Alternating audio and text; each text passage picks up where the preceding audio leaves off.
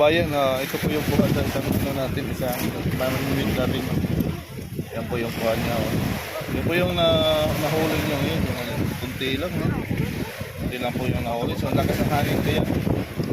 Yan po yun sila. Oh. Yan, akyat na po yun. So, mahirap talaga pag may bagyo talaga. Ano, kailangan natin yan. Bayanihan po yan sila. So, maliit lang po yung ano, kuha. Takpan natin ulit. May paalam lang po tayo para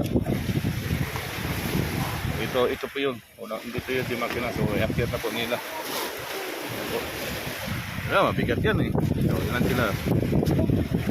6. So, i-akyat yan. Tulong-tulong po. Yung mga isda natin. Pag may ano talaga, bagyo talaga, kailangan talaga nilang kailangan talaga nilang i-akyat yan. Pag hindi yan durog yan dito. Hanggang doon sa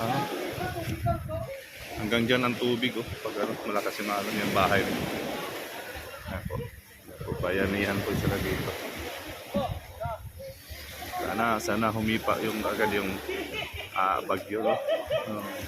Mahirap. Ito naman yung kagandahan nito, bayanihan talaga dito. Kailangan talaga dito magbayanihan kasi pag hindi magbayanihan, wala silang tabang, hindi sila magkaano.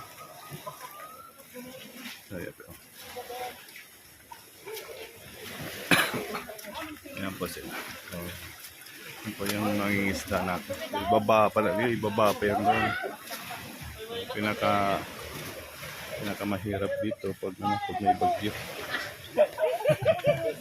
Enjoy ba? Taong-taon. Ganun talaga ang buhay, no? Kahit mayroong bagyo. Hala. So, ibabaan nila yan.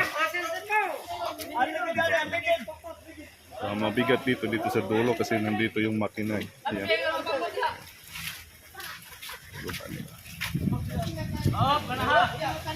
Tandahan po. Yung palapa doon. Tatamaan yun sa simento. Ibaba nila para make sure na safety talaga pag bagyo. So, saan dadalhin siguro? So, doon sa may kalsada na dapat siguro ilagay nila. Tulong-tulong. So, kailangan talagang bayanihan talaga sa malayo. Hindi na ako pumunta doon kasi dyan lang naman ilalagay nila. Talaga pag may bagyo talaga. Pag may bagyo talaga, nga talagang mga isda natin, walang makakain. Sardinas, sardinas luto eh. So, nangat yung lahat. So yan, iakit pa yan nila. Pag di yan, iakit, turog yan eh. Turog yan sa malaking maalan dyan. Nulungkat, ikaw na nasa naikahon. So, yan po yung mga pambot na.